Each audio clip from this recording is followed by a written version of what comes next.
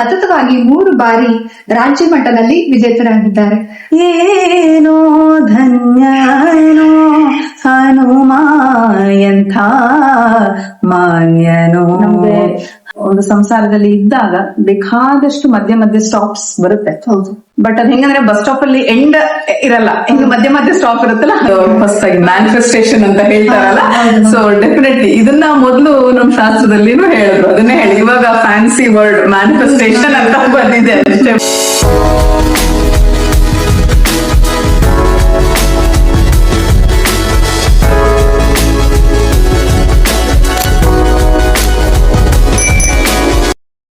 ನಮಸ್ಕಾರ, welcome to ಸ್ತ್ರೀ ಮಾಧ್ಯಮ. ಸೊ ಈ ಸ್ತ್ರೀ ಮಾಧ್ಯಮದಲ್ಲಿ ಶಕ್ತಿಶಾಲಿ ಮಹಿಳೆಯರ ಧ್ವನಿ, ಮತ್ತೆ ಇಲ್ಲಿ ನಾವು ಪ್ರತಿಭೆ, ಪರಂಪರೆ ಹಾಗೆ ಪ್ರೇರಣಾದಾಯಕ ಜೀವನ ಯಾನಗಳನ್ನ ಅಂದ್ರೆ success stories of all the women's ಇಲ್ಲಿ ನಾವು ಸೆಲೆಬ್ರೇಟ್ ಮಾಡ್ತೀವಿ. ಸೊ ಇವತ್ತಿನ ವಿಡಿಯೋದಲ್ಲಿ ನಮ್ಮ ಜೊತೆ ಪರಿಚಯ ಮಾಡಿಸ್ಕೊಳ್ತಾ ಇರೋದು ಶ್ರುತಸ್ವಿನಿ ದಬೀರ್ ಅವರನ್ನ. ಸೊ ಇವರು ಹಿಂದೂಸ್ತಾನಿ ಮತ್ತು ಸುಗಮ ಸಂಗೀತದಲ್ಲಿ ಪ್ರಾವೀಣ್ಯತೆ ಹೊಂದಿರುವ ಗಾಯಕಿ. ಅದಷ್ಟೇ ಅಲ್ಲ, ಇವರು ಒಬ್ಬ ಟ್ಯಾಲೆಂಟೆಡ್ ಆರ್ಕಿಟೆಕ್ಟ್ ಕೂಡ. ಸೊ ನಮಸ್ತೆ ಮೇಡಮ್, ನಿಮ್ಗೆ ವೆಲ್ಕಮ್ ಟು ಸ್ತ್ರೀ ಮಾಧ್ಯಮ. ಶ್ರೋತಾಶ್ವಿನಿ ಅವರು ತುಂಬಾ ಸಾಧನೆಯನ್ನ ಮಾಡಿರೋದ್ರಿಂದ ನಾನಿಲ್ಲಿ ಸಣ್ಣ ಪುಟ್ಟ ಲಿಸ್ಟ್ ಮಾಡ್ಕೊಂಡಿದ್ದೀನಿ, ಅದನ್ನ ಮಾತ್ರ ಹೇಳ್ತಾ ಇದ್ದೀನಿ. ಸೊ ಅದರಲ್ಲಿ ವಿಜಯಪುರದ ಶ್ರೀಮತಿ ನಿರ್ಮಲಾ ಥೀಟೆ ಅವರ ಸಮರ್ಥ ಮಾರ್ಗದರ್ಶನದಲ್ಲಿ ಸಂಗೀತವನ್ನ ಕಲ್ತಿದ್ದಾರೆ. ಸೊ ಇವರು ಕನ್ನಡ ಮತ್ತೆ ಸಂಸ್ಕೃತಿ ಇಲಾಖೆಯ ಕಿಶೋರ ಪ್ರತಿಭೆ ಸ್ಪರ್ಧೆಯಲ್ಲಿ ಸತತವಾಗಿ 3 ಬಾರಿ ರಾಜ್ಯ ಮಟ್ಟದಲ್ಲಿ ವಿಜೇತರಾಗಿದ್ದಾರೆ. ವಿಶ್ವೇಶ್ವರಯ್ಯ ತಾಂತ್ರಿಕ ವಿಶ್ವವಿದ್ಯಾಲಯದ ಯೂನಿವರ್ಸಿಟಿ ಬ್ಲೂ ಅನ್ನೋ ಪದವಿಯನ್ನ ಕೂಡ ಇವರು ಹೊಂದಿದ್ದಾರೆ. ಸೊ ಅದಲ್ಲದೆ ಆಕಾಶವಾಣಿಯ ಬಿ ಗ್ರೇಡ್ ಹೊಂದಿರುವ ಕಲಾವಿದೆಯಾಗಿದ್ದಾರೆ. ಅದಷ್ಟೇ ಅಲ್ಲ, ಕರ್ನಾಟಕ ಬೋರ್ಡ್ ಇಂದ ಜೂನಿಯರ್ ಮತ್ತೆ ಸೀನಿಯರ್ ಪರೀಕ್ಷೆಯಲ್ಲಿ ಇವರು ಫಸ್ಟ್ ಕ್ಲಾಸ್ ನಲ್ಲಿ ಉತ್ತೀರ್ಣರಾಗಿದ್ದಾರೆ. ಇನ್ನು ಇವರು ತಿರುಮಲ ಮತ್ತು ತಿರುಪತಿಯಲ್ಲಿ ನಾದನಿ ರಾಜನಂ ಹಾಗೂ ಉಂಜಲ ಸೇವೆ ಮುಂತಾದ ಅನೇಕ ಸಂಗೀತ ಕಚೇರಿಗಳನ್ನ ನೀಡಿರುತ್ತಾರೆ. ಸೊ ಅದಲ್ಲದೆ ಬೆಂಗಳೂರು, ಹೈದರಾಬಾದ್, ಕಡಪ ಹಾಗೆ ಕನಕಗಿರಿ, ವಿಜಯನಗರ, ಹುಬ್ಬಳ್ಳಿ, ಧಾರವಾಡ ಇಲ್ಲಿ ಇದಲ್ಲದೆ ತುಂಬಾ ಕಡೆ ಇವರು ನಾಟಕಗಳಿಗೆ ಹಿನ್ನೆಲೆ ಗಾಯನವನ್ನ ಕೂಡ ನೀಡಿದ್ದು ಕಚೇರಿಗಳನ್ನು ಕೂಡ ಕೊಟ್ಟಿರ್ತಾರೆ. ಮೇಡಮ್, ನಿಮ್ಗೆ ಹೇಗೆ ಆಸ್ ಎ ವುಮೆನ್ ನೀವು ಇಷ್ಟೆಲ್ಲ ಮಾಡ್ಕೊಂಡು ಬಂದಿದ್ದೀರಾ? So what are the struggles that you have gone through? Starting struggles ಕೇಳ್ತಾ ಇದ್ದೀನಿ, ಬಿಕಾಸ್ ನಾವು ಅದಾದ್ಮೇಲೆ ಸಾಧನೆ ಅಂತ ಹೋಗೋಣ ಅಂತ. ಸ್ಟ್ರಗಲ್ಸ್ ಅನ್ನೋದು ಅಂದ್ರೆ ಮನೇಲಿ ಆ ರೀತಿ ನಾನು ಕಷ್ಟಪಟ್ಟು ಎಲ್ಲ ಮಾಡಿರೋದಂಥದ್ದು ಏನು ಇಲ್ಲ. ಯಾಕಂದ್ರೆ ತಂದೆ ತಾಯಿಯವರು ತುಂಬಾ ಸಪೋರ್ಟಿವ್ ಆಗಿದ್ರು, ನನ್ಗೆ ಯಾವ್ದಕ್ಕೂ ಇದು ಎಲ್ಲದಕ್ಕೂ ಪ್ರೋತ್ಸಾಹ ಕೊಡ್ತಾ ಇದ್ರು. ಅವ್ರಿಗೇನು ಸಂಗೀತದ ಯಾವ್ದು ನಾಲೆಜ್ ಇರ್ಲಿಲ್ಲ. ಬಟ್ ಅವರು ನಿಜವಾಗ್ಲೂ ನೀನ್ ಹೋಗ್ತೀಯಾ, ಬಂದಿದ್ಯಾ, ಆಯ್ತು ಹೋಗು, ನೀನ್ ಮಾಡು, ಎಲ್ಲದಕ್ಕೂ ಫ್ರೀ ಹ್ಯಾಂಡ್ ಅಂತಾರಲ್ಲ ಆ ರೀತಿ. ಸೊ ನಂಗೆ ಅಲ್ಲಿ ಮದ್ವೆಕಿನ್ನ ಮುಂಚೆನೂ ಯಾವ್ದು ಇದು ಇರ್ಲಿಲ್ಲ, ಸ್ಟಾಪ್ ಅಂತಾರಲ್ಲ, ರೆಸ್ಟ್ರಿಕ್ಷನ್ಸ್ ಅನ್ಬೋದು, ಅದ್ಯಾವ್ದು ಇರ್ಲಿಲ್ಲ. ಮದ್ವೆ ಆದ್ಮೇಲೂ ಸಹ ನನ್ನ ಅದೃಷ್ಟ ಚೆನ್ನಾಗಿತ್ತು. ನಮ್ಮ ಅತ್ತೆ ಮಾವಂಗೂ ಸಂಗೀತ ಅಂದ್ರೆ ತುಂಬಾ ಇಷ್ಟ ಇತ್ತು. ಸೊ ಹೀಗಾಗಿ ಅವರು ಯಾವತ್ತೂ ನನ್ಗೆ ರಿಸ್ಟ್ರಿಕ್ಟ್ ಮಾಡಿರ್ಲಿಲ್ಲ. ಮದ್ವೆ ಆದ ತಕ್ಷಣ ನನ್ಗೆ 2-3 ಕಾರ್ಯಕ್ರಮಗಳು ಬಂತು, ಎಲ್ಲಾ ಕಡೆ ಹೋಗಿದ್ದೆ. ಆಮೇಲೆ ಸುಧಾಮೂರ್ತಿ ಅವ್ರ ಕಡೆ ಪ್ರೋಗ್ರಾಮ್ ಆಯ್ತು ಅವ್ರ ಆಶ್ರಯದಲ್ಲಿ. ಸೊ ಅದು ಎಲ್ಲ ನನ್ಗೆ ಒಳ್ಳೆ ಸಪೋರ್ಟ್ ಇದೆ. ಸ್ಟ್ರಗಲ್ ಅಂತ ನಮ್ಮ ಹಿರಿಯರು ಮನೇಲಿರೋವರೆಗೂ ನನ್ಗೆ ಅಷ್ಟೊಂದು ಕಾಣಿಸ್ಕೊಂಡಿರ್ಲಿಲ್ಲ. ಅವರು ತೀರ್ಕೊಂಡ್ಮೇಲೆ ನನ್ಗೆ ಸ್ವಲ್ಪ ಕಷ್ಟ ಆಯ್ತು. ಮನೆ ಮ್ಯಾನೇಜ್ ಮಾಡ್ಕೊಂಡು, ಸಂಗೀತವನ್ನು ಮ್ಯಾನೇಜ್ ಮಾಡ್ಕೊಂಡು, ಮತ್ತೆ ನಂದು ಆರ್ಕಿಟೆಕ್ಚರ್ ಅಂಡ್ ಇಂಟೀರಿಯರ್ಸ್ ಅದನ್ನೆಲ್ಲಾನು ಮ್ಯಾನೇಜ್ ಮಾಡ್ಕೊಡೋದಕ್ಕೆ ಖಂಡಿತ ಕಷ್ಟ ಆಯ್ತು. ಮನೆಯಲ್ಲಿ ಅತ್ತೆ ಮಾವ ಇರ್ಬೋದು, ಯಜಮಾನ್ ಇರ್ಬೋದು, ಎಲ್ಲ ತುಂಬಾ ಸಪೋರ್ಟಿವ್ ಆಗಿ ಇದು. ಸೊ ಹೀಗಾಗಿ ತುಂಬಾ ಕಷ್ಟಪಟ್ಟಿದ್ದೀನಿ ಅಂತ ಖಂಡಿತವಾಗ್ಲೂ ನಾನು ಹೇಳಕ್ ಇಷ್ಟಪಡಲ್ಲ, ಬಿಕಾಸ್ ಅವರೆಲ್ಲ ಸಪೋರ್ಟ್ ಮಾಡಿದ್ದಾರೆ. ಅವ್ರ ಸಪೋರ್ಟ್ ಇಲ್ಲದೆ ಯಾವ್ದು ಆಗಲ್ಲ. ಅದು as a woman you will definitely need the support of your family. Extra support you may say, because not that men don't need it, but yes, for women it is definitely you need an extra hand on you. ಇಲ್ಲದಿದ್ರೆ ಆ ಆಶೀರ್ವಾದ ಇರ್ಲಿಲ್ಲ ಅಂದ್ರೆ ಖಂಡಿತವಾಗ್ಲೂ ಸಾಧ್ಯ ಆಗೋದಿಲ್ಲ. So ಇದೆ, struggle ಇದೆ. ಮಕ್ಕಳು ನೋಡ್ಕೊಂಡು, ಮನೆ ನೋಡ್ಕೊಂಡು ಎಲ್ಲಾನು ಮಾಡ್ಕೊಂಡು ಹೋಗೋದಂದ್ರೆ it is a little difficult, but not impossible, I would say. Definitely. Madam, ನಿಮ್ಗೆ ಸಂಗೀತ ಕಲಿಯೋದಕ್ಕೆ ಯಾರಾದ್ರೂ ಪ್ರೇರೇಪಣೆ ಮನೆಯಲ್ಲಿ ಇದಾರಾ, ಅಥವಾ ಹೇಗೆ ನಿಮ್ಗೆ ಇದು ಆಸಕ್ತಿ ಬಂತು? ನನಗೆ ನಮ್ಮ ಅಜ್ಜಿ ಇದ್ರು, ಅವರೇ ನನ್ನ ಮೊದಲ ಗುರು. ಅಂದ್ರೆ ಕಸ್ತೂರಿಬಾಯಿ ಅವ್ರ ಹೆಸರು. ಅವರು ತುಂಬಾ ಅವ್ರಿಗೆಲ್ಲ ಏನು ಸಂಗೀತ ಅಂತ ಏನೋ ಗೊತ್ತಿರ್ಲಿಲ್ಲ. ಬಟ್ ಅವ್ರಿಗೆ ಹೇಗಿತ್ತಂದ್ರೆ ದೇವ್ರ ನಾಮ ಮನೆಯಲ್ಲಿ ತುಂಬಾ ಟ್ರೆಡಿಷನಲ್ ಆಗಿರ್ತೀವಿ ನಾವು. ಸೊ ಹೀಗಾಗಿ ದೇವ್ರ ನಾಮ ಇರಬಹುದು, ಅದನ್ನೆಲ್ಲ ಮನೆಯಲ್ಲಿ ಕಂಪಲ್ಸರಿ ಹಾಡ್ಬೇಕು. ಆರತಿ ಮಾಡ್ಬೇಕಾದ್ರೆ ಹಾಡು, ಪೂಜೆ ಮಾಡ್ಬೇಕಾದ್ರೆ ಹಾಡು, ಈ ರೀತಿ ಅವ್ರು ನನ್ಗೆಲ್ಲ ಮನೆಯಲ್ಲಿ ಏನೇನ್ ಹೇಳ್ಬೇಕು ಅದನ್ನೆಲ್ಲ ಅವರೆಲ್ಲ ಹೇಳ್ಕೊಡ್ತಿದ್ರು. ಸೊ ಆ ರೀತಿ ಆಮೇಲೆ ನಿಧಾನಕ್ಕೆ ನಾವು ಆಕ್ಚುಲಿ ಒಂದು ಗುಜರಾತ್ ಅಲ್ಲಿದ್ವಿ. ಸೊ ಅಲ್ಲಿ ಇದ್ದಾಗ್ಲೇನೆ ನಾನು ಮೇ ಬಿ 2ನೇ ಕ್ಲಾಸ್ ಇದ್ದಾಗ್ಲೇ ಫಸ್ಟ್ ಎಕ್ಸಾಮ್, ಮ್ಯೂಸಿಕ್ ಎಕ್ಸಾಮ್ ಮುಗ್ದೋಗಿತ್ತು. ಪ್ರಾರಂಭಿಕ್ ಅಂತ ಗಂಧರ್ವ ಮಹಾವಿದ್ಯಾಲಯ ಬೋರ್ಡ್ ಇಂದ, ಮಹಾರಾಷ್ಟ್ರ ಬೋರ್ಡ್ ಇಂದ ಆಗುತ್ತೆ. ಸೊ ಅದು ಅವಾಗ್ಲೇ ಮುಗಿಸ್ಬಿಟ್ಟಿದ್ರು ನಮ್ ಗುರುಗಳು, ನಿಮ್ಗಿದೆ ಚೆನ್ನಾಗಿದೆ ಮಾಡು ಅಂತ. ಸೊ ಅದಾದ್ಮೇಲೆ ನಾವು ವಿಜಯಪುರಕ್ಕೆ ಬಂದ್ವಿ. ವಿಜಯಪುರಕ್ಕೆ ಬಂದ್ಮೇಲೆ ಇನ್ನೇನು 2-3 ಗುರುಗಳ, ವಾಸು ಜೋಶಿ ಸರ್ ಅಂತ ಇದ್ರು, ಅವ್ರ ಹತ್ರ ಕಲ್ತಿದ್ದೆ. ಕಲಾವತಿ ಅಕ್ಕ ಅಂತಿದ್ರು, ಅವ್ರ ಹತ್ರ ಕಲ್ತಿದ್ದೆ. ನನ್ ಕೊನೆಗೆ ಶ್ರೀಮತಿ ನಿರ್ಮಲಾ ಥೇಟೆ ಅವ್ರ ಹತ್ರ ಹೇಳ್ಬೇಕು, ಅವರು ತುಂಬಾನೇ ಬೆಳ್ತಂದ್ರು ನನ್ನ. ಅವ್ರಿಗೆ ಯಾವುದೇ ಒಂದು ಕಾರ್ಯಕ್ರಮಗಳಿರಬಹುದು, ಅವ್ರ ಜೊತೆಯಾಗಿ ಹಿಂದೆ ನನ್ನ ಎಲ್ಲ ಕಡೆ, ನಾಳೆ ಕಾರ್ಯಕ್ರಮ ಇದೆ ಬಾ. ಸೊ ಈ ರೀತಿ ಅವ್ರ ಸಪೋರ್ಟ್ ಕೊಡ್ತಿರೋದ್ರಿಂದ ಸ್ಟೇಜ್ ಫಿಯರ್ ಅನ್ನೋದು ಅಲ್ಲಿಂದ, ಅಂದ್ರೆ ಸ್ಟೇಜ್ ಮೇಲೆ ಹೇಗ್ ಪ್ರೆಸೆಂಟ್ ಮಾಡ್ಬೇಕು, ಜನ ಬೇರೆ ಅವ್ರಿಗೆಲ್ಲ ಬೇರೆ ಕಾರ್ಯಕ್ರಮ, ಹಳ್ಳಿಗಳಲ್ಲೆಲ್ಲ ಕೂಡ ಕಾರ್ಯಕ್ರಮಗಳು ಬರ್ತಿತ್ತು. ಹಾಗೆ ದೊಡ್ಡ ಸ್ಟೇಜ್ ಮೇಲೂ ಬರ್ತಿತ್ತು. 2 ರೀತಿ ಇರ್ತಿತ್ತು. ಸೊ 2 ರೀತಿ ನಾವು ಹೇಗೆ ಇದ್ ಮಾಡ್ಬೇಕು ಅನ್ನೋದು ಅವ್ರ ಕಡೆಯಿಂದ ತುಂಬಾನೇ ಜಾಸ್ತಿ ಸಪೋರ್ಟ್ ಸಿಕ್ತು. ಅವ್ರು ನನ್ಗೆ ಒಂದು ಹೆಂಗೆ ನಾವು ಪ್ರೆಸೆಂಟಬಲ್ ಆಗಿ ಹೆಂಗೆ ನಾವು ಹಾಡ್ಬೇಕು, ನಾವು ಕನೆಕ್ಟ್ ಹೆಂಗಾಗ್ಬೇಕು, ಆಮೇಲೆ ನಮ್ದು ಅಭ್ಯಾಸ ಹೇಗಿರ್ಬೇಕು, ಎಲ್ಲ ನಾವು ಅವರಿಂದಾನೇ ನಾನು ಕಲ್ತಿರೋದು. ಅವ್ರು ನನಗೆ ತುಂಬಾನೇ ಮೇಲ್ಪಟ್ಟಿದ್ದಾರೆ ಹೇಳ್ಬೇಕು ಅಂದ್ರೆ. ಅದು ಬಿಟ್ಟು ನಿಮ್ಗೆ ಮತ್ತೆ ಅಂದ್ರೆ ಇವಾಗ ಸದ್ಯಕ್ಕೆ ನೀವು ಕಲಿತಾ ಇರುವಂತ ಗುರುಗಳು? ಸದ್ಯಕ್ಕೆ ನಾನು ಅಲ್ಲಿ ಆದ್ಮೇಲೆ ನಾನು ಮದ್ವೆ ಆಯ್ತು. ಮದ್ವೆ ಆದ್ಮೇಲೆ ನಾನು ಇಲ್ಲಿಗೆ ಬೆಂಗಳೂರಿಗೆ ಬಂದೆ. ಬೆಂಗಳೂರಿಗೆ ಬಂದಾಗ ಪಂಡಿತ್ ಅನಂತ್ ಕುಲಕರ್ಣಿಯವರು ನನಗೆ ಪಂಡಿತ್ ವೆಂಕಟೇಶ್ ಆಲ್ಕೋಡ್ ಅಂತ ಗದಗಿನ ಪುಣ್ಯಾಶ್ರಮದ ಶಿಷ್ಯರವರು, ಅವ್ರು ಅಲ್ಲೇ ಕಲ್ತು ಅಲ್ಲೇ ಇದ್ದು ಅಭ್ಯಾಸ ಮಾಡಿದವರು. ಫಸ್ಟ್ ಅಂತೇನ್ ಹೇಳ್ತಾರಲ್ಲ 12 ವರ್ಷ ಆಯ್ತು ಅವ್ರ ಅದನ್ನ ಮಾಡಿದವರು ಗುರುಗಳು. ಸೊ ಅವರು ಇಲ್ಲಿ ಬೆಂಗಳೂರಲ್ಲಿ ಇದ್ರು ಅವಾಗ ಅನಂತ್ ಕುಲಕರ್ಣಿ ಸರ್, ನೀನ್ ಅಲ್ಲಿ ಹೋಗಮ್ಮ ಅವ್ರ ಹತ್ರ. ಅವ್ರು ನಾವು ಬಾಗಲಕೋಟೆ ಅವರು, ಅನಂತ್ ಕುಲಕರ್ಣಿ ಕೇಳಿರ್ತೀರಿ. ದಾಸ ಸಾಹಿತ್ಯದಲ್ಲಿ ಅವರು ತುಂಬಾ, ದಾಸವಾಣಿಯಲ್ಲಿ ಅವ್ರು ತುಂಬಾ ದೊಡ್ಡ ಹೆಸರು. ಅವ್ರು ಕಳಿಸ್ಕೊಟ್ರಿಲ್ಲ, ನೀನ್ ಅವ್ರ ಹತ್ರ ಹೋಗು ಅಂತ ಹೇಳಿ. ಅವ್ರ ಹತ್ರ ಹೋದಾಗ ಅವ್ರ ಅವಾಗ್ಲಿಂದ ಅವ್ರ ಹತ್ರ 10 ವರ್ಷ ಆಯ್ತು, 10 ವರ್ಷ ಮೇಲೆನೆ ಅವ್ರ ಹತ್ರ ಅಭ್ಯಾಸ ಮಾಡ್ತಾ ಇದೀನಿ. ಎಷ್ಟೋ ಅಂದ್ರೆ ಮದ್ವೆ ಆದ್ಮೇಲೆ ಡೆಫಿನೆಟ್ಲಿ ಹಿಂಗೆ ಸೀದಾ ಇರಲ್ಲ, ಎಲ್ಲರ ಜೀವನದಲ್ಲಿ ಮದ್ವೆ ಆದ್ಮೇಲೆ ಒಂದ್ ಬೇರೆನೆ ಇದಿರತ್ತೆ. ಸೊ ಅದೇ ರೀತಿ ಇತ್ತು ನನ್ಗೂ, ಮಕ್ಕಳದು ಅದು ಇದು ಎಲ್ಲ ಆಗಿತ್ತು. ಬಟ್ ಹಾಗೆ ನಿಂತು ಆದ್ರೂ ಎಸ್ ಡೆಫಿನೆಟ್ಲಿ ಏನಂತಾರೆ, ಅವ್ರೆಂದು ನನ್ ಕೈ ಬಿಡ್ಲಿಲ್ಲ, ನಾನೆಂದು ಅವ್ರ ಕೈ ಬಿಡ್ಲಿಲ್ಲ. ಇವಾಗ ಗುರುಗಳು ಮತ್ತೆ ಗದಗಿಗೆ ಶಿಫ್ಟ್ ಆಗ್ಬಿಟ್ಟಿದ್ದಾರೆ. ಬಟ್ ಅವರು ನಮ್ಗೋಸ್ಕರ ಅಂತ ವಾರಕ್ಕೊಂದ್ ದಿವಸ ಗದಗದಿಂದ ಇಲ್ಲಿಗೆ ಬಂದು ನಮ್ಗೆಲ್ಲ ಪಾಠ ಮಾಡ್ತಾರೆ. ನಮ್ಗೆ ಅವಾಗೆಲ್ಲ ನಾವು ಹಳೆ ಸ್ಟೂಡೆಂಟ್ಸ್ ಎಲ್ಲ ಯಾರಿದ್ವು ಅವ್ರಿಗೆಲ್ಲರಿಗೂ ಇವಾಗ್ಲೂ ಸಹ ಇಲ್ಲಿಗೆ ಬಂದು ಪಾಠ ಮಾಡ್ತಾರೆ. ಹೌದು, ಅದ್ರಗೋಸ್ಕರ ನಮ್ಗೆ ಪಾಠ ಆಗ್ಬೇಕು ಅಂತಾನೆ ಅವ್ರು ಪ್ರತಿ ಭಾನುವಾರ ಹನುಮಂತ ನಗರದಲ್ಲಿ ನಮ್ಗೆಲ್ಲ ಪಾಠ ಮಾಡ್ತಾರೆ. ಇಡೀ ದಿವಸ ಬರೀ ನಮ್ ಸ್ಟೂಡೆಂಟ್ಸ್ ಮಾತ್ರ ಅವಾಗ ಹನುಮಂತ ನಗರದಲ್ಲಿ ಅಲ್ಲಿ ಅವರು ಸ್ಟೂಡೆಂಟ್ ಇದಾರೆ, ಗೌರವ್ ಗಡಿಯಾರ್ ಅಂತ, ಸುಧಾ ಆಂಟಿ ಅಂತ, ಸುಧಾಮಣಿ. ಅವರು ಮನೆಯಲ್ಲಿ ಮೇಲ್ಗಡೆ, ಅವರು ಎಷ್ಟು ವಿಶಾಲವಾದ ಹೃದಯ ಅಂದ್ರೆ, ಅವ್ರ ಮೇಲ್ಗಡೆ ಮನೆಯಲ್ಲಿ ಒಂದು ರೂಮ್ ಇದೆ. ಆ ರೂಮ್ ಅವತ್ತಿನ ದಿವಸ ಪೂರ್ತಿ ಗುರುಗಳಿಗೆ ಕೊಟ್ಬಿಡ್ತಾರೆ. ಅವತ್ತಿನ ದಿವಸ ಎಲ್ಲ ಬರೀ ಸಂಗೀತ ಪಾಠ ಅಷ್ಟೇ. ಇಂಡಿಪೆಂಡೆಂಟ್ ಮನೆ ಇದೆ, ಅಲ್ಲಿ ಮೇಲ್ಗಡೆ ಎಲ್ಲ ಅವ್ರು ನಮ್ಗೋಸ್ಕರ ಅಂತ ಸಂಗೀತಕ್ಕೆ ಅಂತ ಅದನ್ನ ಮುಡುಪಾಗ್ಬಿಟ್ಟಿದ್ದಾರೆ. ಅಲ್ಲೇನೆ ಕಾರ್ಯಕ್ರಮಗಳಿರ್ಬೋದು, ನಾವು ಗುರುವಂದನೆ ಕಾರ್ಯಕ್ರಮ ಮಾಡ್ತಿರ್ಬೋದು, ಎಲ್ಲದಕ್ಕೂ ಅವ್ರದಕ್ಕೆ ಮನ್ಸಿದ್ರೆ ಮಾರ್ಗ ಅಂತಾರಲ್ಲ ಹಾಗೆ, ಗುರುಗಳು ಬರ್ತೀನಿ ಅನ್ನೋದಕ್ಕೆ ನೀವು ಬನ್ನಿ ಗುರುಜಿ, ನಾವೆಲ್ಲ ಅಲ್ಲಿ ಸಹಾಯ ಮಾಡ್ತೀವಿ ಅಲ್ಲಿಗೆ ಮಾಡೋದು ಎಲ್ಲ. ಇವಾಗ್ಲೂ ಕೂಡ ಗುರುಜಿ ಬಂದಾಗ ಅವ್ರ ಮನೇಲೆ ಇಟ್ಕೊಂಡು ಒಂದ್ ದಿವಸ ಇಡೀ ದಿವಸ ಅವ್ರ ಮನೇಲೆ ಎಲ್ಲಾ ವ್ಯವಸ್ಥೆ ಅವರೇ ಮಾಡ್ತಾರೆ. ಸುಧಾ ಮೇಡಮ್ ಹೆಸರು ಕೇಳಿದೀನಿ, ಬಿಕಾಸ್ ನಾನು ಅಲ್ಲೇ ಹನುಮಂತ ನಗರಲ್ಲಿ ಇದ್ದೀನಿ. ಹೌದಾ, ಓಕೆ.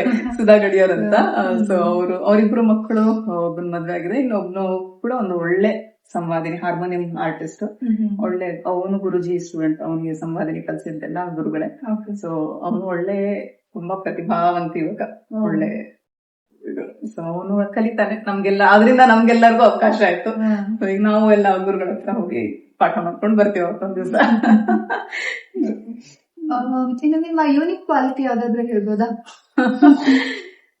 ಯೂನಿಕ್ ಕ್ವಾಲಿಟಿ ಅಂತ ನನ್ಗೆ ಅಂತ ಪೇಶನ್ಸ್ ಇದೆ. ಫಸ್ಟ್ ಸಂಗೀತ ಕಲಿಬೇಕು ಅಂದ್ರೆ ಪೇಶನ್ಸ್ ತುಂಬಾ ಮುಖ್ಯ. ಹೌದು. ಯಾಕಂದ್ರೆ ಯಾವುದೇ ಕಲೆ ಇರಬಹುದು, ಕಲೆ ಎಸ್ಪೆಷಲಿ ಬೇಕು ಅಂದ್ರೆ ಪೇಶನ್ಸ್ ಖಂಡಿತವಾಗ್ಲೂ ಬೇಕು. ಪೇಶನ್ಸ್ ಇರ್ಲಿಲ್ಲ ಅಂದ್ರೆ ಯಾವ ಕಲೆನೂ ಬರಲ್ಲ. ಡ್ಯಾನ್ಸ್ ಫಾರ್ಮ್ ಆಗಿರ್ಬೋದು, ಪೇಂಟಿಂಗ್ ಇರಬಹುದು, ಚಿತ್ರಕಲೆ ಅಥವಾ ಮತ್ತೆ ನಾಟಕ ಇರಬಹುದು, ಯಾವುದೇ ಒಂದು ಕಲೆ ಬರಬೇಕು ಅಂದ್ರೆ ಅಷ್ಟು ಸರಳವಾಗಿ ಬರೋದಿಲ್ಲ. ನಾವು ಕಂಪ್ಲೀಟ್ ಆಗಿ ತೊಡಗಿಸ್ಕೋಬೇಕು. ಅದು ಆಮೇಲೆ ಹೆಂಗಂದ್ರೆ ಒಂದೇ ಕ್ಷಣಕ್ಕೆ ಅದು ಯಾವ್ದು ಬರೋದಿಲ್ಲ. ಅದು ನಿತ್ಯ ಅಭ್ಯಾಸ. ಅದು ನಿತ್ಯ ಅಭ್ಯಾಸ ಇದ್ರೇನೆ ಅದು ಬರೋದಕ್ಕೆ ಸಾಧ್ಯ. ಇಲ್ದಿದ್ರೆ ತುಂಬಾ ಕಷ್ಟ, ಅದು ಬರೋದಿಲ್ಲ, ಬಿಟ್ಕೊಂಡು ಹೋಗ್ಬಿಡುತ್ತೆ. ಅಂದ್ರೆ ಒಂದು ನಾನು ಏನ್ ಹೇಳಕ್ ಇಷ್ಟಪಡ್ತೀನಿ, ನಮ್ಗೆ ಎಷ್ಟೋ ಮಧ್ಯ ಅಡಚಣೆಗಳು, ಅಡೆತಡೆಗಳು ಬಂದೇ ಬರುತ್ತೆ. As a woman especially what I would say is, ನಮ್ಗೆ ಒಂದು ಸಂಸಾರದಲ್ಲಿ ಇದ್ದಾಗ ಬೇಕಾದಷ್ಟು ಮಧ್ಯ ಸ್ಟಾಪ್ಸ್ ಬರುತ್ತೆ. ಬಟ್ ಅದ್ ಹೆಂಗಂದ್ರೆ ಬಸ್ ಸ್ಟಾಪ್ ಅಲ್ಲಿ ಎಂಡ್ ಇರಲ್ಲ, ಹಿಂಗ ಮಧ್ಯ ಸ್ಟಾಪ್ ಇರುತ್ತಲ್ಲ, ಹಂಗಿರುತ್ತೆ. ಸೊ ಅದ್ ದಾಟ್ಕೊಂಡು ಬರ್ಲೇಬೇಕು ನಾವು. ಸೊ ಅದನ್ನ ದಾಟ್ಕೊಂಡು ಬಂದಾಗ್ಲೇನೆ ನಾವು ಕೊನೆ ನಮ್ಮ ಏನ್ ಗುರಿ ಇದೆಯೋ ಅದು ರೀಚ್ ಆಗಕ್ಕೆ ಸಾಧ್ಯ ಇಲ್ಲ. ಸೊ ಅಲ್ಲಿ ಸ್ಟಾಪ್ ಆದಾಗ ಅದು ಏನು ಇಂಜಿನ್ ಆಫ್ ಮಾಡ್ಬಿಡಲ್ಲ. ಹೌದು ಅಲ್ವಾ? ಸೊ ಹಾಗೆ ನಮ್ಗೆ ಹಾಡಿ ನಾವು ಬೆಳಿಗ್ಗೆದು ಅಭ್ಯಾಸ ಮಾಡ್ಲಿಕ್ಕೆ ಆಗದೆ ಇರ್ಬೋದು, ಬಟ್ ನಾವು ಕೇಳಬಹುದು. ನಾವು ಸುಮ್ಮನೆ ಕೂತಲ್ಲೇ ನಿಂತಲ್ಲೇ ನಾವು ಅದ್ರ ಬಗ್ಗೆ ಯೋಚನೆ ಮಾಡ್ತಿರ್ಬೋದು. ಸೊ ಆ ಪ್ರಾಸೆಸ್ ಏನಿದಿಲ್ಲ ಖಂಡಿತವಾಗ್ಲೂ ಆಗ್ಲಿಕ್ಕೆ ಬೇಕು. ಇಲ್ದಿದ್ರೆ ಏನಾಗುತ್ತೆ, ನಮ್ಗೆ ಅದಕ್ಕೆ ತುಂಬಾ ಡಿಸ್ಟೆನ್ಸ್ ಜಾಸ್ತಿ ಬೆಳ್ಕೊಂತ ಹೋಗ್ಬಿಡುತ್ತೆ. ಇಂಜಿನ್ ಯಾವಾಗೂ ಆಫ್ ಮಾಡ್ಬಾರ್ದು, ಇಂಜಿನ್ ಪಾಸ್ ಅಲ್ಲಿ ಇಟ್ಟಬೇಕಷ್ಟೇ ಹೊರತಾಗಿ ಆಫ್ ಮಾಡ್ಬಾರ್ದು, ರನ್ನಿಂಗ್ ಅಲ್ಲಿ ಇರ್ಬೇಕು. ಒಂದ್ ಕಡೆ ಇದ್ರೂ ಪರವಾಗಿಲ್ಲ, ಆಮೇಲೆ ಹೋಗ್ತಾ ಇರ್ಬೋದು. ಯಾಕಂದ್ರೆ ನಾನು ಆಕ್ಚುಲಿ ಹೇಳ್ಬೇಕಂದ್ರೆ ನಿರ್ಮಲಾ ಥೆಟ್ಟೆ ಅವ್ರ ಹತ್ರ ಬರೀ 2.5 ವರ್ಷ ಅಷ್ಟು ಕಲ್ತಿರೋದು. ನಾನು 8th ಅಲ್ಲಿ ಶುರು ಮಾಡ್ಕೊಂಡಿದ್ದೆ ಅವ್ರ ಹತ್ರ. ಆಮೇಲೆ 10th ಅಲ್ಲಿ ಜೂನಿಯರ್ ಎಕ್ಸಾಮ್ ಮುಗಿತು, ಅಲ್ಲಿಗೆ ಆಗುತ್ತೆ. ಆಮೇಲೆ PUC first year second year ಅಲ್ಲಿ ಇದ್ದಾಗ ಅವರು ಶಾಲೆಗೆ ಬೇರೆ ಟೈಮಿಂಗ್, ನಮ್ ಕಾಲೇಜ್ ಬೇರೆ ಟೈಮಿಂಗ್ಸ್, ಹೀಗಾಗಿ ಆಗ್ಲಿಲ್ಲ. ಆಮೇಲೆ ನಾನು ಆರ್ಕಿಟೆಕ್ಚರ್ ಓದಕ್ಕೆ ಅಂತ B Bhoomareddy college of engineering technology Hubballi ಅಲ್ಲಿಗೆ ಬಂದ್ಬಿಟ್ಟೆ. ಅಲ್ಲಿ ಇದ್ದಾಗ ಹಾಸ್ಟೆಲ್ ಅಲ್ಲಿ ಆಯ್ತು. ಸೊ ಅಲ್ಲಿ 5 ವರ್ಷ ಏನೂ ಓದ್ಲೇ ಇಲ್ಲ, ಅಭ್ಯಾಸ ಮಾಡೋ ಪ್ರಶ್ನೆನೇ ಇರ್ಲಿಲ್ಲ. ಆದ್ರೆ ನಾವು ಕಾಲೇಜಲ್ಲಿ ತುಂಬಾ ಹಾಡೋದಕ್ಕೆ ಅದಕ್ಕೆ ಇದಕ್ಕೆಲ್ಲ ಅಲ್ಲೆಲ್ಲ ಒಳ್ಳೆ ಇದು ಇತ್ತು, ಒಂದು ಟೀಮ್ ಅಂತ ಇತ್ತು. ಸೊ ಅಲ್ಲಿ ಹೇಮಂತ್ ಅಂತ ಒಬ್ಬ ಹುಡುಗ ಇದ್ದ, ಅವನು ತುಂಬಾ ಅವನು ಒಳ್ಳೆ ಟ್ಯಾಲೆಂಟೆಡ್ ಹುಡುಗ. ಅವನು ಬಂದು ಅವನೇ ಅಪ್ರೋಚ್ ಮಾಡಿ ನೀವ್ ಹಿಂಗ್ ಮಾಡ್ತೀಯಾ ಅಂತೆಲ್ಲ ಕೇಳಿ ಅವನು ಒಳ್ಳೆ ನನಗೆ ಸಪೋರ್ಟ್ ಕೊಟ್ಟ, ಎಲ್ಲಾ ರೀತಿಯಾಗಿರ್ಬೋದು. ಇಲ್ಲ ಇದಾಗುತ್ತೆ, ನಿಮ್ ಕಡೆ ಮಾಡು. ಯಾಕಂದ್ರೆ ನಾವು ಫ್ರೆಶರ್ಸ್ ಅವಾಗ, ಅವರೆಲ್ಲ ಆಲ್ರೆಡಿ ಸೀನಿಯರ್ಸ್ ಆಗಿರ್ತಾರೆ. ಸೊ ಸೀನಿಯರ್ಸ್ ಹೆಂಗಿರ್ಬೇಕು ಅನ್ನೋದಕ್ಕೆ ಅವನೊಂದು ನಿದರ್ಶನ ಅಂತ ಹೇಳ್ಬೋದು. ಬೇರೆ ಡಿಪಾರ್ಟ್ಮೆಂಟ್, ಆಟೋಮೊಬೈಲ್ ಇಂಜಿನಿಯರಿಂಗ್ ಡಿಪಾರ್ಟ್ಮೆಂಟ್ ಇದ್ದ, ಬಟ್ ಒಳ್ಳೆ ಏನಂತಾರೆ ನಮ್ಗೊಂದು ಹೇಳಿ ಇಲ್ಲ ಹಿಂಗ್ ಮಾಡಿ ಅಂತ ಒಳ್ಳೆ ನಮ್ ಕಾಲೇಜ್ ತುಂಬಾ ಕೊಟ್ಟಿದೆ ಖಂಡಿತ ಹೇಳ್ಬೇಕು ಅಂದ್ರೆ. ಈಗ ಅವಾಗ್ಲೇ ಅವನು ಹಾಗೆಲ್ಲ ಮಾಡಿರೋದಕ್ಕೇನೆ ನಮ್ಗೆ ಯೂನಿವರ್ಸಿಟಿ ಗೋ ಆಗೋಕ್ಕೂ ಒಂದು ಅವಕಾಶ ನಮ್ಗೆ ಆಯ್ತು ಅವಾಗ್ಲೇ. ಯಾಕಂದ್ರೆ ಅವಾಗ ಇಂಟರ್ ಯೂನಿವರ್ಸಿಟಿ ಕಾಂಪಿಟೇಷನ್ಸ್ ಆಗುತ್ತೆ. ಸೊ ಒಂದು ಇಂಟರ್ ಕಾಲೇಜ್ ಆಗುತ್ತೆ. ಸೊ ನಾವು ಇಂಟರ್ ಕಾಲೇಜ್ ಅಲ್ಲಿ ಗೆದ್ದಾಗ ಮಾತ್ರ ನಮ್ಗೆ ಯೂನಿವರ್ಸಿಟಿಯನ್ನ ರೆಪ್ರೆಸೆಂಟ್ ಮಾಡೋ ಅವಕಾಶ ಸಿಗುತ್ತೆ. ಸೊ ಹೀಗೆ ಅದ್ರಲ್ಲಿ ಅವ್ನು ತುಂಬಾ ಟ್ರೈನ್ ಮಾಡಿದ, ಈ ಹಾಡು ಹಿಂಗ್ ಹಾಡು, ಈ ರಾಗವನ್ನು ಹಿಂಗ್ ಮಾಡು, ಇದನ್ನ ಇದ್ರಲ್ಲಿ ಮಾಡು. ಸೊ ಆ ರೀತಿ ಆಕ್ಚುಲಿ ಹೇಳ್ಬೇಕಂದ್ರೆ ನಮ್ಗೆ ತುಂಬಾ ಕಡೆ ತುಂಬಾ ರೀತಿ ಯಾರ್ಯಾರೋ ಬೇರೆ ಆ ಟೈಮಲ್ಲಿ ಯಾರೋ ಬಿಟ್ಕೊಡೋ ಅಂತದ್ ಯಾರು ಬರ್ಲಿಲ್ಲ. ಯಾಕೆ ಇಲ್ಲಿ ಹಾಡ್ಬೇಡ. ಇನ್ಫ್ಯಾಕ್ಟ್ ನಂಗೆ ಎಲ್ಲರೂ ಆಡ್ ಆನ್ಸ್ ಇದ್ರು ಅನ್ಬೋದು. ಸೊ ನೀನ್ ಆಗ್ತಾ ಇಲ್ವಾ, ಮಾಡು, ಇದು ಪರವಾಗಿಲ್ಲ, ಇಷ್ಟೇ ಮಾಡು, ಇಷ್ಟೇ ಆಗುತ್ತಾ, ಇಷ್ಟೇ ಮಾಡು, ಪರವಾಗಿಲ್ಲ, ಸೊ ಮಾಡು. ಸೊ ಈ ರೀತಿ ನಂಗೆ ಸ್ಕೋಪ್ ಕೊಡೋರು ತುಂಬಾ ಜಾಸ್ತಿ ಜನ ಇದ್ರೆ ಹೊರತಾಗಿ ಯಾರು ನನ್ ತಡೆಗಟ್ಟೋರು ಅಂತ ಯಾರು ಇರ್ಲಿಲ್ಲ. ಸೊ ಹೀಗಾಗಿ ಇದೆಲ್ಲ ಒಂದು ಬ್ಲೆಸ್ಸಿಂಗ್ ಅಂತ ಕೂಡ ಹೇಳ್ಬೋದು. ಹಿರಿಯರ ಆಶೀರ್ವಾದ, ಗುರುಗಳ ಆಶೀರ್ವಾದ ಇದೆಲ್ಲ ತುಂಬಾ ಮುಖ್ಯ. ಮೊದ್ಲಿನ ಕಾಲದಲ್ಲಿ ಹೆಂಗೆ ಗುರುಗಳು ಅನ್ನೋದೇನು ಇಂಪಾರ್ಟೆನ್ಸ್ ಇರುತ್ತಲ್ಲ, ಈಗಿನ ಕಾಲದಲ್ಲಿ ಇಲ್ಲ. ಅದನ್ನ ನಾನು ಖಂಡಿತವಾಗ್ಲೂ ಹೇಳಕ್ ಇಷ್ಟಪಡ್ತೀನಿ. ಗುರುವಿನ ಬಿಟ್ಟು ಯಾವುದೇ ಕೆಲಸ ಮಾಡಿದ್ರೆ ನಮ್ಗೆ ಅದರಲ್ಲಿ ಯಾವ್ದು ಏನು ಸಫಲ ಅಂತ ಅನ್ನೋದೇನು ಸಿಗೋದಿಲ್ಲ. ನಾವು ಗುರುಗಳ ಆಶೀರ್ವಾದ ಇಟ್ಕೊಂಡು ಏನ್ ಮುಂದ್ ಹೋಗಕ್ ಏನ್ ಸಾಧ್ಯನೋ, ಗುರುಗಳ ಆಶೀರ್ವಾದ ಇಲ್ಲದೆ ಹೋಗೋದು ತುಂಬಾನೇ ಕಷ್ಟ. ಏನಂದ್ರೆ ಒಂದ್ ಸ್ಟ್ರೈಕ್ ಅಲ್ಲಿ ಹಿಂಗ್ ಆಗ್ಬೋದು, ಬಟ್ ಆಮೇಲೆ ಡೆಫಿನೆಟ್ಲಿ ಅದು ಲಾಂಗ್ ಲಾಸ್ಟಿಂಗ್ ಇರಲ್ಲ, ಅದು ಕೆಳಗಡೆ ಬಂದ್ಬಿಡುತ್ತೆ. ನಾವು ಗುರುಗಳ ಆಶೀರ್ವಾದದಿಂದ ನಾವ್ ಏನು ಮೇಲ್ಗಡೆ ಬರ್ತೀವೋ ಅದು ಅದರದ ಎಫೆಕ್ಟೇ ಬೇರೆ ಇರುತ್ತೆ. ನಾನು ಎಷ್ಟೋ ಸರಿ ನನ್ಗೆ ಎಕ್ಸ್ಪೀರಿಯನ್ಸ್ ಆಗಿರುತ್ತೆ. ಒಂದ್ಸರಿ ಕಾರ್ಯಕ್ರಮ ಇರುತ್ತೆ, ಯಾವ್ದೊಂದು ಕಾರ್ಯಕ್ರಮ ಹೋಗುತ್ತೆ, ಅದು 99.9% ನಾನು ನಮ್ ಗುರುಗಳು ತಿಳಿಸಿಯೇ ಹೋಗ್ತೀನಿ. ಏನಂದ್ರೆ ಇಲ್ಲ ಗುರುಜಿ ಹಿಂಗೆ ಕಾರ್ಯಕ್ರಮ ಇದೆ, ನಿಮ್ಮ ಆಶೀರ್ವಾದ ಇರ್ಲಿ, ಆಯ್ತಮ್ಮ ಒಳ್ಳೇದಾಗ್ಲಿ ಅಂತ ಅವ್ರದ್ದು ಅದೊಂದು ಮೆಸೇಜ್. ಅವ್ರೇನ್ ಫೋನ್ ನಲ್ಲಿ ಮಾತಾಡ್ಬೇಕು, ಅದು ಬೇಕು. ಗುರುಗಳ ಆಶೀರ್ವಾದ ಇದೆ ಅಂದ್ರೆ ಅದು ತಾನೇ ಆ ಕಾರ್ಯಕ್ರಮ ಎಷ್ಟೋ ಚೆನ್ನಾಗಿ ಮೂಡ್ ಬಂದಿರುತ್ತೆ. ನನ್ಗೆ ಆಮೇಲೆ ಎಷ್ಟೋ ಕಡೆಯಿಂದ ಬೇರೆ ಕಡೆಯಿಂದ ಮತ್ತೆ ಪ್ರೋಗ್ರಾಮ್ಸ್ ಕೊಡೋ ತರ ಅವಕಾಶಗಳು ಬರುತ್ತೆ. ಆಡಿಯನ್ಸ್ ಎಲ್ಲ ತುಂಬಾ ಇಷ್ಟಪಟ್ಟಿರ್ತಾರೆ. ಸೊ ಯಾವಾಗ ನಾವು ಗುರುಗಳ ಆಶೀರ್ವಾದದಿಂದ ಮುಂದೆ ಹೋಗ್ತೀವೋ ಅದು ಖಂಡಿತವಾಗ್ಲೂ ನಮ್ಗೆ ಸಕ್ಸಸ್ ಅನ್ನೋದು ಖಂಡಿತವಾಗ್ಲೂ ಸಿಗುತ್ತೆ ಅಲ್ಲಿ. ನಿಮ್ದು ಪ್ರಾಕ್ಟೀಸ್ ಹೇಗೆ ಪ್ಲಾನ್ ಮಾಡ್ಕೊಂತಾರ? ರೊಟೀನ್ ಏನಾದ್ರು ಇರುತ್ತಾ ಅಥವಾ ಹೇಗೆ? ಹೌದು, ರೊಟೀನ್ ನಾವು ಬೆಳಗ್ಗೆ ಎದ್ದು 5 ಗಂಟೆಗೆ ಎದ್ದು ನಾವು ಖಂಡಿತವಾಗ್ಲೂ ನಾವು ಬೆಳಿಗ್ಗೆ ಒಂದ್ ಸ್ವಲ್ಪ ಹೊತ್ತು ಪ್ರಾಕ್ಟೀಸ್ ಮಾಡ್ಲಿಕ್ಕೆ ಬೇಕು. ಅದು ಮಾಡಿದ್ರೇನೆ ನಮ್ಗೆ ನಮ್ ಗಂಟ್ಲು ತಯಾರಿ ಆಗೋದು. ಅದ್ ಏನೇ ಇರ್ಬೋದು, ಒಂದೊಂದ್ಸರಿ ನಮ್ ಸಮಯ ಇರಲ್ಲ. ಒಂದ್ 5 ನಿಮಿಷ 10 ನಿಮಿಷ ಆದ್ರೂ ನಾವೊಂದು ಷಡ್ಜ ಅಂತ ಒಂದು ಓಂಕಾರ ಏನೇ ಇರ್ಬೋದು ಅದನ್ನೊಂದು ನಾವು ಹೇಳ್ಕೊಂಡೇ ನಮ್ ದಿನಚರಿಯನ್ನು ನಾವು ಶುರು ಮಾಡಿದ್ರೆ ಅದ್ರ ಎಫೆಕ್ಟೇ ಬೇರೆ ಇರುತ್ತೆ. Music is, I would say, it's a meditation. So ಏನಂದ್ರೆ music it is not just ನಾವು ನಮ್ ಇಷ್ಟ ಅಂತ, it is a medicine. It is ಎಲ್ಲಾ ರೀತಿ ಯೋಗ ಅನ್ಬಹುದು, ಅದೊಂದು ರೀತಿ ಯೋಗ ಅಭ್ಯಾಸ ಆಗುತ್ತೆ. ನಾವು ಕೂತ್ಕೊಳ್ಳಿಕ್ಕೆ ನಮ್ಗೆ ಪೇಶನ್ಸ್ ಬರೋದಲ್ಲಿಂದ ನಮ್ ಏನೇನ್ ಎಷ್ಟೊಂದು ನಮ್ಗೆ ಮೈಂಡ್ ಅಲ್ಲಿ ಏನೋ ಓಡಾಡ್ತಿರುತ್ತೆ ಅದನ್ನೆಲ್ಲ ಒಂದು ಸ್ಥಿರವಾಗಿ ತರೋದಕ್ಕೆ ಆ ಮಾರ್ನಿಂಗ್ ರಿಯಾಸ್ ತುಂಬಾ ಮುಖ್ಯ. ಅದ್ ಮಾಡಿದ್ರೆ ಅವತ್ತಿನ ದಿನವೇ ಬೇರೆ ಇರುತ್ತೆ. ಸೊ ದಟ್ ಇಸ್ ಒಂದು ನಮ್ಗೆ ಆ ದಿನಚರಿ ಅನ್ನೋದು. ಆಮೇಲೆ ನಾನು ಆರ್ಕಿಟೆಕ್ಟ್ ಆಗಿರೋದ್ರಿಂದ ಕೂಡ ನನ್ಗೆ ಆಮೇಲೆ ಸೈಟ್ ಹೋಗೋದು, ಡ್ರಾಯಿಂಗ್ಸ್ ಮಾಡೋದು, ಈ ರೀತಿ ಎಲ್ಲ ಬೇರೆ ಬೇರೆ ಕೆಲಸಗಳೆಲ್ಲ ಇರುತ್ತೆ.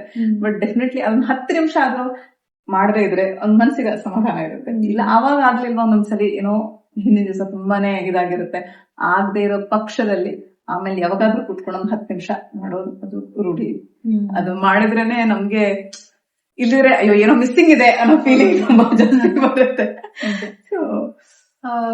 ಮತ್ತೆ ನಿಮ್ಗೆ ಏನಾದ್ರು ಲೈಕ್ ನಿಮ್ ಈ ಮ್ಯೂಸಿಕಲ್ ಜರ್ನಿನಲ್ಲಿ ಯಾವ್ದಾದ್ರು ಒಂದು ಟರ್ನಿಂಗ್ ಪಾಯಿಂಟ್, ಓಕೆ ನನ್ಗೆ ಇಲ್ಲಿ ಈ ತರ ನಮ್ದೊಂದು ಟರ್ನಿಂಗ್ ಪಾಯಿಂಟ್ ಸಿಕ್ತು ಅಂತನೋ, ಅಥವಾ ನಿಮ್ಗೆ ಯಾವ್ದಾದ್ರು ಒಂದು ಸೆಟ್ ಬ್ಯಾಕ್ ಆಗಿರೋಂಥದ್ದು, ಹಿಂದೆ ತರುವಂತದ್ದು ಯಾವ್ದಾದ್ರು ಸಿಚುವೇಶನ್ ಇದ್ಯಾ? ಹಿಂದೆ ತರುವಂತ ಸಿಚುವೇಶನ್ ಇವಾಗಿನವರೆಗೂ ಬಂದಿಲ್ಲ. ಇವಾಗಿನವರೆಗೂ ಹೇಳ್ಬೇಕು ಅಂದ್ರೆ ನಮ್ಗೆ ರೀಸೆಂಟ್ ಒಂದು ಆಕ್ಸಿಡೆಂಟ್ ಆಯ್ತು. ಅದು ಆಕ್ಸಿಡೆಂಟ್ ಆಗಿರೋ 3 ತಿಂಗಳು, ಈಗ ಒಂದು 3 ಮಂತ್ಸ್ ಆಯ್ತು ನಮ್ಗೆ ಆಕ್ಸಿಡೆಂಟ್ ಆಗಿ. So that it self is set back ಅನ್ಬೋದು ನಾನು. ಯಾಕಂದ್ರೆ ನಾನು ಎಷ್ಟೇ ಅಭ್ಯಾಸ ಮಾಡಿ ಏನೇ ಹಾಡ್ತೀನಿ, ನಾವು ಕೂತ್ಕೊಂಡು ಅಭ್ಯಾಸ, ಮ್ಯೂಸಿಕ್ ಎಸ್ಪೆಷಲಿ ವೋಕಲ್ ಅಲ್ಲಿ ಒಂದು ಅಡ್ವಾಂಟೇಜ್ ಏನಂದ್ರೆ ನಾವು ಕೂತ್ಕೊಂಡೇ ಮಾಡ್ಬೇಕು ಅಂತ ಇಲ್ಲ. ಅಫ್ಕೋರ್ಸ್ ಡೆಫಿನೆಟ್ಲಿ ಕೂತ್ಕೊಂಡು ಮಾಡೋದ್ರ ಎಫೆಕ್ಟ್ ಬೇರೆ ಇರುತ್ತೆ, ಅದು ಮಾಡ್ಲಿಕ್ಕೆ ಬೇಕು. ಅದ್ ಅಲ್ಲದೆ ಅಡಿಷನಲಿ ಆಡ್ ಆನ್ಗೆ what I would say is, ನಾವೇನೋ ಒಂದು ಹಿಂದಿ ಭಜನ್ ಇದೆ, ಅದರಲ್ಲಿ ಒಂದ್ ಲೈನ್ ಇದೆ, ಕಾಮ ಕರ್ತೆ ರಹೋ ನಾಮ ಜಪ್ತೆ ರಹೋ ರಾಮ ಧನ್ ಕಾ ಖಜಾನಾ ಬಢಾತೆ ರಹೋ ಅಂತ. ಹಾಗೇನೋ ಕೆಲಸ ಮಾಡ್ತಾನೆ ಹಾಡ್ಕೊಂತ ಇರೋದು. ನಾವು ಉತ್ತರ ಕರ್ನಾಟಕದವರು, ದಿನಾಗ್ಲೂ ಚಪಾತಿ ರೊಟ್ಟಿ ಬೇಕೇ ಬೇಕು. ನಾವು ಚಪಾತಿ ಮಾಡಕ್ ನಿಂತ್ಕೊಂಡು ಅರ್ಧ ಗಂಟೆ ಬೇಕು ನಮ್ಗೆ ಅಲ್ಲಿ. ಅವಾಗ ಏನ್ ಬರೀ ಚಪಾತಿ ಮಾಡೋದು, ಕರೆಕ್ಟ್. ನಮ್ಗೆ ಎಷ್ಟೋ ಸಾಹಿತ್ಯ ಹಂಗೆ ಬೈ ಹಾರ್ಟ್ ಆಗುತ್ತೆ, ನಮ್ಗೆ ಎಷ್ಟೋ ದೇವರ ನಾಮಗಳು ಹಂಗೆ ಬರುತ್ತೆ. ಸೊ ಹೀಗಾಗಿ ಅದು ದಟ್ ಇಸ್ ಆಲ್ ಏನಂತಾರೆ ಒಂದು ಅಡ್ವಾಂಟೇಜ್. ನಾವ್ ಯಾವ್ದನ್ನ ಅಡ್ವಾಂಟೇಜ್ ಆಗಿ ತಗೋಬಹುದು ಅಂತ ನಾವು ನೋಡ್ಬೇಕು. ನಾವು ಅಂದ್ರೆ ಅಯ್ಯೋ ನಿಮ್ಗೆ ಹಿಂಗಿದೆಯಲ್ಲ ಗಾಡಿ ಮೇಲೆ ಹೋಗ್ತಿರ್ತಾರೆ, ಸುಮ್ಮನೆ ಇಯರ್ಫೋನ್ ಇಟ್ಕೊಂಡು ಯಾರ ಜೊತೆ ಮಾತಾಡ್ಕೊಂಡು ಹೋಗೋ ಬದಲು you can just sing on your own.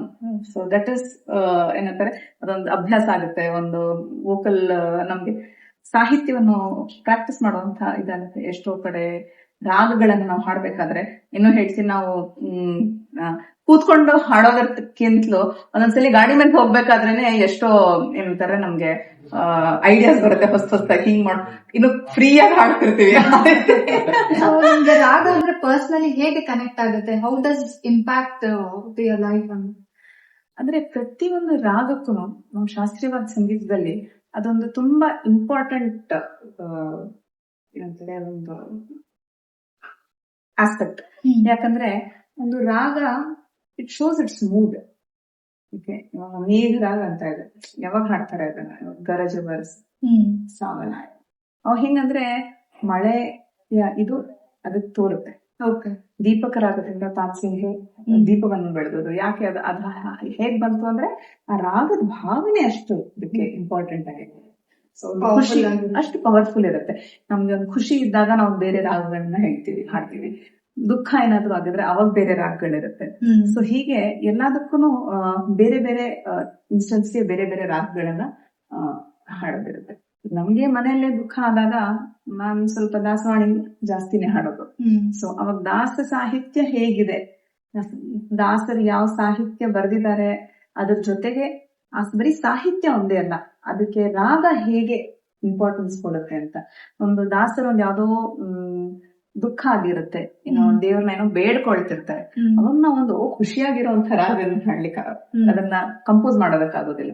ಅವಾಗ ಅದ್ರ ತಕ್ಕಂಗೆ ರಾಗವನ್ನು ಕಂಪೋಸರ್ಸ್ ಯಾವಾಗ ಚೆನ್ನಾಗಿ ಒಳ್ಳೆ ಕಂಪೋಸರ್ ಅಂತ ಯಾವಾಗ ಹೇಳ್ತಾರೆ ಅಂತಂದ್ರೆ, ಕರೆಕ್ಟ್ ಆಗಿ ಆ ಸಾಹಿತ್ಯ ಮತ್ತೆ ಆ ರಾಗದ ಭಾವನೆ ಎರಡು ಸರಿಯಾಗಿ ಕುಂತ್ಕೋಬೇಕು.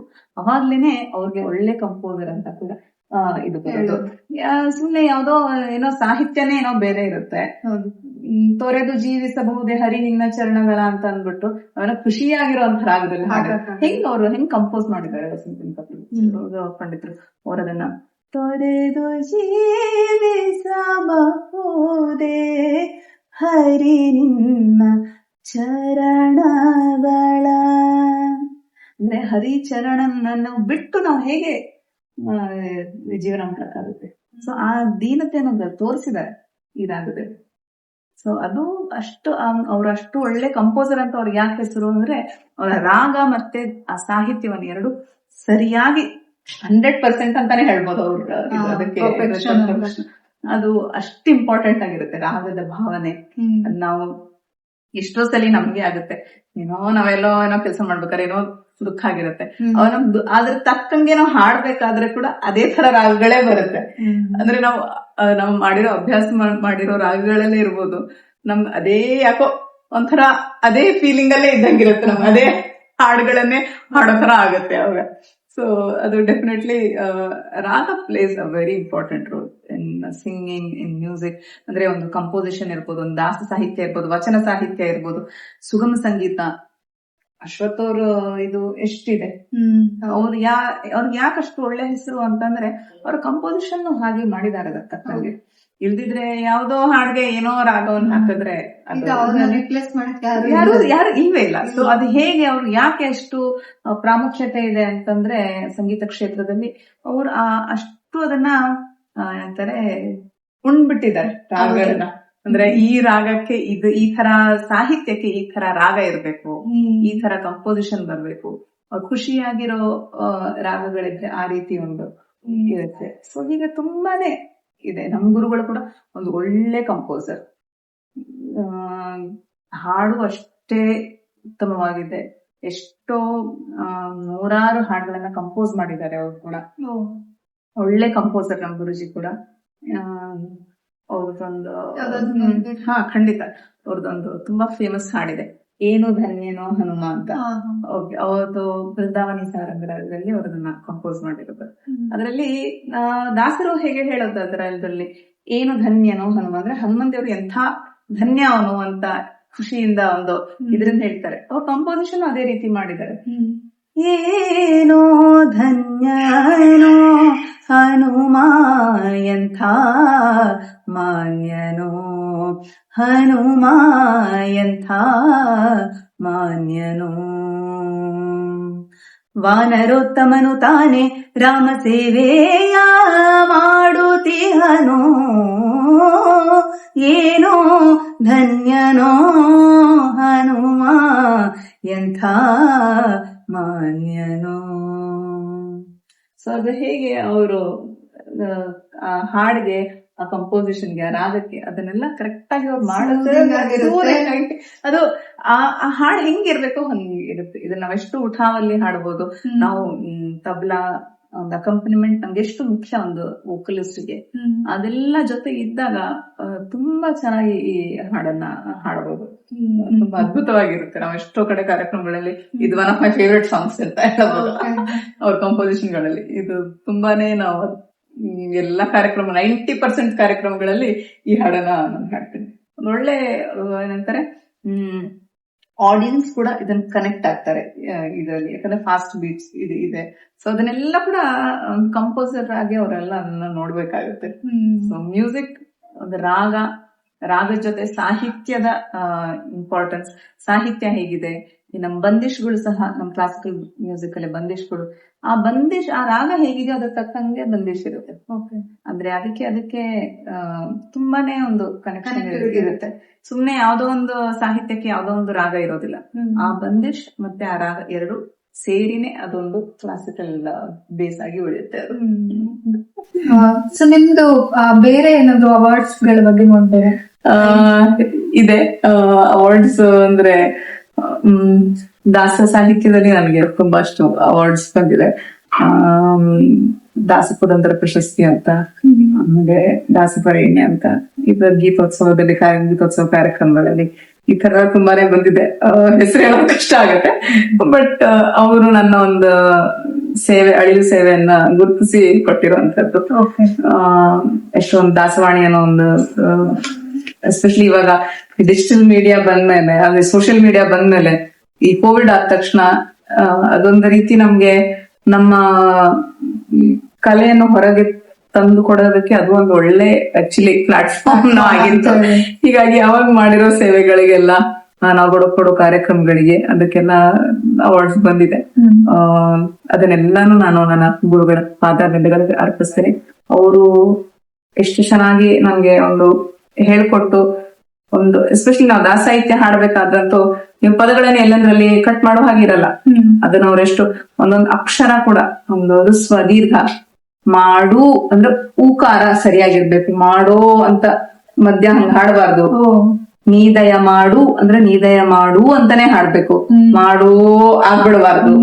ಈ ತರ ಎಲ್ಲ ಗುರು ಅಂತ ಏನ್ ಹೇಳ್ತಾರಲ್ಲ, ಗುರುಗಳಾದ ಪಂಡಿತ್ ವೆಂಕಟೇಶ್ ಆಲ್ಕೊಡು ಇದನ್ನೆಲ್ಲ ತುಂಬಾ ಅಂತಾರೆ, ತೀಕ್ಷ್ಣವಾಗಿ ನೋಡಿ ಅದನ್ನ ಕರೆಕ್ಟ್ ಮಾಡ್ತಾರೆ. He's also another blessing to me. ಯಾಕಂದ್ರೆ ಗುರು ಇಲ್ದೆ ನಾವ್ ಏನೇ ಮಾಡ್ತೀವಿ ಅಂದ್ರೆ ಅದು ಸಾಧ್ಯ ಇಲ್ಲ. ಅವರ ಒಂದು ಒಳ್ಳೆ ಮಾರ್ಗದರ್ಶನ ಖಂಡಿತವಾಗ್ಲು ಇದೆ ನನ್ಗೆ. ಮತ್ತೆ ನಾವೇನಾದ್ರೂ ಮಾಡ್ತೀವಿ ಕಲಿತೀವಿ ಅಂದಾಗ ಗುರುಗಳು ತಾನಾಗೆ ಸಿಗ್ತಾರೆ ಅನ್ನೋದು ತುಂಬಾ ಜನ ಹೇಳ್ತಾರೆ. ಹೌದೌದು. ಇವಾಗ ಈ ಮಧ್ಯೆ ಅದೊಂದು ಫಸ್ಟ್ ಆಗಿ ಮ್ಯಾನಿಫೆಸ್ಟೇಷನ್ ಅಂತ ಹೇಳ್ತಾರಲ್ಲ, ಸೊ ಡೆಫಿನೆಟ್ಲಿ ಇದನ್ನ ಮೊದಲು ನಮ್ ಶಾಸ್ತ್ರದಲ್ಲಿನೂ ಹೇಳಿದ್ರು, ಅದನ್ನೇ ಹೇಳಿ. ಇವಾಗ ಫ್ಯಾನ್ಸಿ ವರ್ಡ್ ಮ್ಯಾನಿಫೆಸ್ಟೇಷನ್ ಅಂತ ಬಂದಿದೆ ಅಷ್ಟೇ. ಬಿಟ್ರೆ ನಮ್ಮ ಅಜ್ಜಿ ಎಲ್ಲ ಹೇಳೋರು, ನಮ್ಮ ಅಜ್ಜಿ ಹೇಳ್ತಿದ್ರು, ಶಿ ವಾಸ್ 82 ಅವಾಗ, ಇಲ್ಲಮ್ಮ ನನ್ಗೆ ಬ್ರಹ್ಮೋತ್ಸವಕ್ಕೆ ಹೋಗ್ಬೇಕು, ಬ್ರಹ್ಮೋತ್ಸವ ಕರ್ಕೊಂಡು. ನಾನೇ ಅಜ್ಜಿ ನಿನ್ಗೆ 82 ವರ್ಷ, ನಿಂತುಕೊಳ್ಳೆ ಸರಿ ಆಗಲ್ಲ, ನೀನ್ ಹೆಂಗೆ? ನಾವ್ ಅನ್ಕೊಂತಿರ್ಬೇಕು, ಅನ್ಕೊಂಡ್ರೆ ದೇವ್ರು ಯಾವಾಗೋ ಒಂದ್ಸಲಿ ದರ್ಶನ. ಅವರು ಅನ್ಕೊಂಡ್ರೆ ನಮ್ಗೆ ದೇವ್ರಿಗೆ ದರ್ಶನ ಕೊಡ್ತಿದ್ದ. ಯಾಕೆ ಅದು ಒಂದಂತಾರೆ, ನಮ್ ಒಳ್ಳೆ ಮನಸ್ಸಿಂದ ನಾವ್ ಹೆಂಗ್ ಬೇಕು ಅಂತ ಅನ್ಕೊಂಡಾಗ ಎಲ್ಲ ಭಗವಂತ ನಮ್ಗೆ ಅದ್ರ ತಕ್ಕನಂಗೆ ಮಾಡಿ ಕೊಡ್ತಾನೆ. ನಮ್ಮ ಥಾಟ್ ಪ್ರೊಸೆಸ್ ಹೇಗೆ ನಾವು ಇಟ್ಕೊಂಡ್ರು ಪರಿಶುದ್ಧವಾಗಿತ್ತು ಅಂದ್ರೆ ಆ ಶುದ್ಧತೆಗೆ ಅನುಕೂಲ ಮಾಡ್ಕೊಡುವಾಗೆ ಭಗವಂತ ಡೆಫಿನೆಟ್ಲಿ ಮಾಡ್ಕೊಡ್ತಾನೆ. ನನ್ಗೆ ಇದು ಅಂತಲ್ಲ, ನನ್ ಮನೆ ಸಂಸಾರದಲ್ಲಿ ಕೂಡ ನನ್ಗೆ ಎಷ್ಟೋ ಆ ರೀತಿ ಎಕ್ಸ್ಪೀರಿಯನ್ಸಸ್ ಆಗಿದೆ. ನನ್ಗಿದು ಮಾಡ್ಕೋಬೇಕು, ಇಲ್ಲ ಹಿಂಗ್ ಮಾಡ್ಬೇಕು, ಇದಾಗ್ಬೇಕು ಅಂದ್ರೆ ಖಂಡಿತವಾಗ್ಲೂ ನನ್ಗೆ ಏನೋ ಆ ರೀತಿ ಅನುಕೂಲ ಆಗಿದೆ. ನನ್ ಮನಸ್ಸಿಂದ ಅಯ್ಯೋ ಆಗಲ್ವೇನೋ, ಕಷ್ಟ ಆಗುತ್ತೇನೋ ಅಂತ ಒಂದ್ ಬಂದಾಗ, ಇಲ್ಲ ನೋಡೋಣ ಬಿಡು ದೇವ್ರ ಏನೊಂದು ದಾರಿ ತೋರಿಸ್ತಾನೆ ಅಂದಾಗ ಆ ದೃಢವಾದ ನಂಬಿಕೆ ಇದ್ರೆ ಖಂಡಿತವಾಗ್ಲೂ ನಮ್ಗೆ ದ ಯೂನಿವರ್ಸ್ ಕಮ್ಸ್ ಟುಗೆದರ್ ಅಂತ ಹೇಳ್ತಾರೆ. ಸೊ ಆ ರೀತಿ ಭಗವಂತ ನಮ್ಗೆ ಡೆಫಿನೆಟ್ಲಿ ಅನುಕೂಲ ಮಾಡ್ಕೊಡ್ತಾನೆ. ನನ್ಗೆ ಎಷ್ಟೊಂದ್ ಕಡೆ ಕಾರ್ಯಕ್ರಮಗಳ ಕೊಟ್ಟು ಸನ್ಮಾನ ಮಾಡಿರುವಂತದ್ದು, ಎಷ್ಟೊಂದು ಪ್ರಶಸ್ತಿಗಳು ಬಂದಿರುವಂತದ್ದು. ಅದರಲ್ಲಿ ಇದು ಪುರಂದರ ನಮನ ಮತ್ತು ದಾಸವಾಣಿ ಫೇಸ್ಬುಕ್ ಪೇಜ್ ಇದೆ. ಅವರು ಜಯರಾಜ್ ಕುಲಕರ್ಣಿ ಅಂತ ಅದನ್ನ ನಡೆಸ್ಕೊಳ್ತಾರೆ. ಅವರು ನನ್ಗೆ ಕೊಟ್ಟಿರುವಂತಹ ತುಂಬಾ ಅವ್ರದ್ದು ಒಂದು ಇನ್ನೊಂದು ಹೇಳ್ತೀನಲ್ಲ, ನಮ್ಗೆ ಬೇಕು ಅಂದಾಗ ಎಷ್ಟೋ ಜನ ಬಂದ್ ನನ್ಗೆ ಮಾಡ್ತಾರೆ ಅಂತ. ಅವ್ರು ಇನ್ನೊಬ್ರು ನನ್ಗೆ ಒಳ್ಳೆ ಪ್ರೋತ್ಸಾಹ ಕೊಡ್ತಾರೆ. ಎಲ್ಲೇ ನಮ್ ಕಾರ್ಯಕ್ರಮಗಳಿಗಾದ್ರು, ಇಲ್ಲ ಇಲ್ಲಿ ಬಂದ್ ಹಾಡು, ನಿನ್ಗೆ ಇಲ್ಲೊಂದು ಅವಕಾಶ ಇದೆ ನೋಡು, ಹಂಗ ಅವಕಾಶ ಇದೆ ನೋಡು ಅಂತ ಹೇಳಿ ಕೊಡೋರು ತುಂಬಾ ಕಡಿಮೆ. ಯಾರು ನಮ್ಗೆ ಯಾಕೆ ಬಿಟ್ಬಿಡು ಅನ್ನೋ ಇದ್ರಲ್ಲಿ ಇರ್ತಾರೆ. ಬಟ್ ಅವರು ಅವಕಾಶಗಳನ್ನು ಕಲ್ಪಿಸು ಕೊಡ್ತಾರೆ, ಹಾಗೆ ಅದನ್ನ ಮೂಡಿಸ್ತಾರೆ. ಎರಡೂನು ಅವರು ತುಂಬಾ ಮಾಡ್ಕೊಡ್ತಾರೆ. ನಿಜವಾಗ್ಲು ಅಣ್ಣ ಆಗಿ ತುಂಬಾ ಒಳ್ಳೆ ಮಾಡ್ತಾರೆ. ನಮ್ಮ ಎಷ್ಟೋ ಜನ ಕಲಾವಿದರಿಗೆ ಅವ್ರು ತುಂಬಾ ಪ್ರೋತ್ಸಾಹ ಕೊಡ್ತಾರೆ ಅವ್ರದ್ದು. ಆಮೇಲೆ ಸುರಭಿ ಅಂತ ನಾನೊಂದು ಕಡೆ ಇದಕ್ ಹೋಗಿದ್ದೆ, ಕಾಲೇಜ್ ಇದಕ್ಕೆ Vijaya college inter college competition judge ಆಗಿ ಹೋಗಿದ್ದೆ, ಅಲ್ಲಿ ಕೊಟ್ಟಿರುವಂತದ್ದು. ಆಮೇಲೆ ಇದು ಹರಿದಾಸ ಮಿಲನ ಮತ್ತು ದಾಸೋಪಾಸನೆ ಅಂತ ಅದೊಂದು ಇನ್ನೊಂದು ಫೇಸ್ಬುಕ್ ಪೇಜ್ ಆಗಿದೆ. ರಾಧಿಕಾ ಜೋಶಿ ಮತ್ತೆ ಆರ್ ಪಿ ಕುಲಕರ್ಣಿ ಸರ್ ಅವ್ರು ನಡ್ಕೊಡುವಂತದ್ದು. ಅದು ಅಲ್ಲಿ ಕೂಡ ಹೀಗೆ ಪ್ರಶಸ್ತಿ ಕೊಟ್ಟು ಸನ್ಮಾನ ಮಾಡಿರೋದು, ದಾಸವಾಣಿ ಸಂಗೀತ ಸೇವೆ ಮಾಡಿರೋದು. ಆಮೇಲೆ ಇದು ರಾಜ್ಯ ಮಟ್ಟದ ಗೀತೋತ್ಸವ ಅಂತ ಹೇಳಿ ಅದೊಂದು ನಾವು ಆನಂದ್ ಮಾದಲ್ಗೆರೆ ಸರ್ ಅವರು ಗಾಯನಗಂಗಾ ಟ್ರಸ್ಟ್ ಇಂದ ಒಂದು ಕಾರ್ಯಕ್ರಮ ಮಾಡಿದ್ರು. ಅಲ್ಲಿ ಒಂದು ಕಾರ್ಯಕ್ರಮ ಮಾಡಿದಾಗ ಅವ್ರು ನಮ್ಗೆ ಅವಕಾಶ ಕೊಟ್ಟು ಅವರು ಎಲ್ಲ ತುಂಬಾ ಪ್ರೋತ್ಸಾಹ ಮಾಡಿ ಕೊಟ್ಟಿದ್ದು ಅದೊಂದು. ಆಮೇಲೆ ಇದು ಕೋಟಿ ಗೀತ ಲೇಖನ ಅಂತ ಹೇಳಿ ಉಡುಪಿ ಮಠದ ಉಡುಪಿ ಮಠದ ಶ್ರೀಗಳಾದ ಕುತ್ತಿಗೆ ಮಠದ ಶ್ರೀಗಳಾದವರು ಅವರದನ್ನ ಮಾಡಿದ್ರು. ಅವಾಗ ಅಲ್ಲಿ ನನ್ಗೊಂದು ಕಾರ್ಯಕ್ರಮ ಕೊಡುವಂತದ್ದು, ಬಸವನಗುಡಿ ನ್ಯಾಷನಲ್ ಕಾಲೇಜ್ ಗ್ರೌಂಡ್ಸ್ ಅಲ್ಲಿ ಕಾರ್ಯಕ್ರಮ ಕೊಡುವಂತ ಅವಕಾಶ ಮಾಡ್ಕೊಟ್ಟಿದ್ರು. ಅಲ್ಲಿ ಸನ್ಮಾನ ಮಾಡಿ ಶ್ರೀಗಳು ಕೊಟ್ಟಿರೋ ಆಶೀರ್ವಚನ ಅದು. ಆಮೇಲೆ ದಾಸಪುರಂದರ ಪ್ರಶಸ್ತಿ ಅಂತ ಫೇಸ್ಬುಕ್ ದಾಸವಾಣಿ ಫೇಸ್ಬುಕ್ ಪೇಜ್ನವರು ಅವರು ನನ್ಗೆ 2023 ಕೊಟ್ರು. ಆಮೇಲೆ ಇದು ಕೂಡ ಗೀತೋತ್ಸವದ್ದೇ ನೆನಪಿನ ಕಾಣಿಕೆ ಕೊಟ್ಟಿದ್ದಾರೆ. ಆಮೇಲೆ ಇದು ಕನಕಗಿರಿ ಅನ್ನೋ ಒಂದು ನರಸಿಂಹದೇವ ಕ್ಷೇತ್ರ, ಅಲ್ಲಿ ಒಂದು ನನ್ಗೆ ಅವಕಾಶ ಮಾಡಿಕೊಟ್ರು. ಒಂದು 2 ಗಂಟೆ ಕಾಲ ಒಂದು ಒಳ್ಳೆ ದಾಸವಾಣಿ ಸೇವೆ ಮಾಡ್ಕೊಟ್ಟಿದ್ವಿ. ಅಲ್ಲಿ ಜನಗಳು ಇಷ್ಟಪಟ್ಟು ಎಲ್ಲ ಮಾಡಿ ತುಂಬಾ ಪ್ರೋತ್ಸಾಹ ಕೊಟ್ಟಿದ್ರು. ಅಲ್ಲಿ ಒಂದು ನೆನಪಿನ ಕಾಣಿಕೆ. ಆಮೇಲೆ ಹೀಗೆ ಇವೆಲ್ಲ ಕೂಡ ದಾಸವಾಣಿಗೆ ಸಿಕ್ಕಿರುವಂತಹ ಕೆಲವು ನೆನಪಿನ ಕಾಣಿಕೆಗಳು.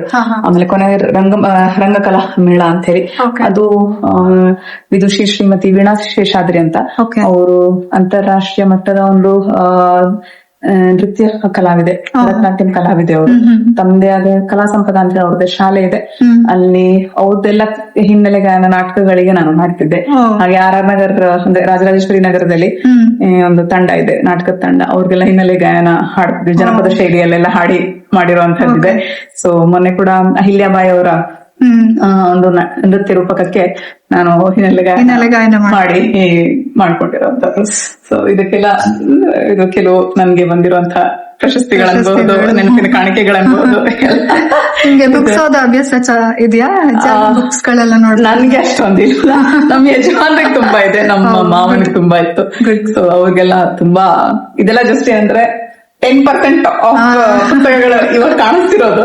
ಇನ್ನು ಎಲ್ಲ ಸ್ವಲ್ಪ ಒಳಗಡೆ ಎಲ್ಲ ಮಾಡಿ ಇನ್ನು ಕ್ಲೀನಿಂಗ್ ನಡೀತಾ ಇದೆ. ಮೇನ್ ಮೇಲೆ ಚಿಕ್ಕ ಚಿಕ್ಕದೆಲ್ಲ ತುಂಬಾ ಇದೆ. ಅವ್ರು ತುಂಬಾ ಇಬ್ರಿಗೆ ತಂದೆ ಮಗನಿಗೆ ತುಂಬಾ ಓದೋ ಹವ್ಯಾಸ ತುಂಬಾ ಇದೆ. ಸೊ ಹೀಗಾಗಿ ಪುಸ್ತಕಗಳು ಶೇಖರಣೆ ಆಗ್ತಾನೆ ಇರುತ್ತೆ. ಆಮೇಲೆ ರಾಮಾಯಣದ್ದೊಂದು CD ಮಾಡಿದ್ವಿ ನಾವು. ಅದು ಮಂಗಪತಿ ರಾವ್ ಅಂತ ಅವರು ಶ್ರೀರಾಮದೇವರ ಅನ್ಯವಾದ ಭಕ್ತರಿದ್ರು. ಅವರು ತಮ್ಗೆ 82 ವರ್ಷ ಇದ್ದಾಗ ಅವಾಗ ಅವರು ಈ ರಾಮಾಯಣವನ್ನು ಕಾವ್ಯ ರೂಪದಲ್ಲಿ ಹಿಂದೂಸ್ತಾನಿ ಮ್ಯೂಸಿಕ್ ಶೈಲಿಯಲ್ಲಿ ಹಾಡುವಂತವ್ರು ಬೇಕು ಅಂತ ಇದ್ ಮಾಡ್ಕೊಂಡಿದ್ರು. ಅವಾಗ ಅಶ್ವಥ್ ಅಂಕಲ್ ಅಂತ ಇದ್ರು. ಅವರು ಯಾರಂದ್ರೆ ಸಿ ಕೈ ಚಂದ್ರ ಅವ್ರ ತಂದೆ. ಅವರು ಹಿಂಗೆ ನಮ್ ಗುರುಗಳಿಗೆ ಹೇಳಿದ್ರು, ಇಲ್ಲ ನಿಮ್ ಯಾರಾದ್ರೂ ಶಿಷ್ಯಂದ್ರ ಕಳ್ಸು, ಹೀಗೆ ಒಂದು ಅವಕಾಶ ಇದೆ ನೋಡು ಅಂತ. ನಮ್ ಗುರುಗಳು ನನ್ನ ಕಳ್ಸಿದ್ರು. ಸೊ ಅವರು ನನ್ನ ಉಚ್ಚಾರ ಅದೆಲ್ಲ ನೋಡಿ ಸರಿಯಾಗಿದೆ ಎಲ್ಲ, ಸ್ಪಷ್ಟತೆ, ಅದಕ್ಕೇನ್ ಬೇಕು ಹೀಗೆ ಅಂತೆಲ್ಲ ಅವರು ಸೆಲೆಕ್ಟ್ ಮಾಡ್ಕೊಂಡು, ಅದಕ್ಕೂ ಒಂದು ಆಡಿಷನ್ ಅಂತೆಲ್ಲ ಆಯ್ತು ರೌಂಡ್. ಸೊ ಅದಕ್ಕೆಲ್ಲ ಸೆಲೆಕ್ಟ್ ಮಾಡ್ಕೊಂಡು ಆಮೇಲೆ ಅವ್ರು ಇಷ್ಟ ಆಗಿ ಅದು ರಾಮಾಯಣ CD ಬಿಡುಗಡೆ ಮಾಡಿದ್ವಿ ನಾವು.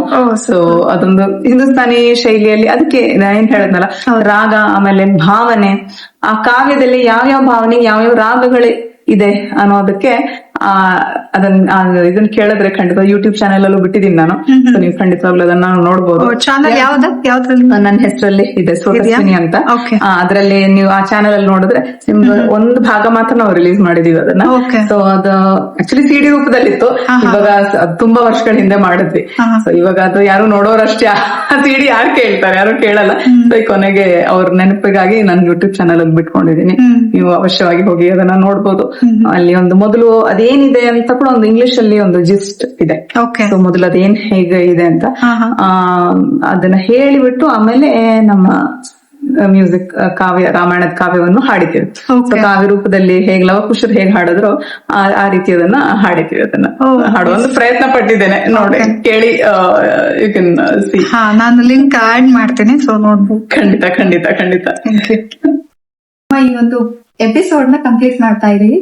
ಸೊ ಹಾಗೆ ನಾನು ಮತ್ತಷ್ಟು ಮಾಹಿತಿಯನ್ನ ಶೇರ್ ಮಾಡ್ಕೊಳ್ತೀನಿ ಅದು ಮುಂದಿನ ಎಪಿಸೋಡ್ ನಲ್ಲಿ. So thank you so much for watching this channel video. ಮತ್ತೆ ಮುಂದಿನ ಒಂದು ಬ್ಲಾಗ್ ಅಲ್ಲಿ ಸಿಗ್ತೀನಿ.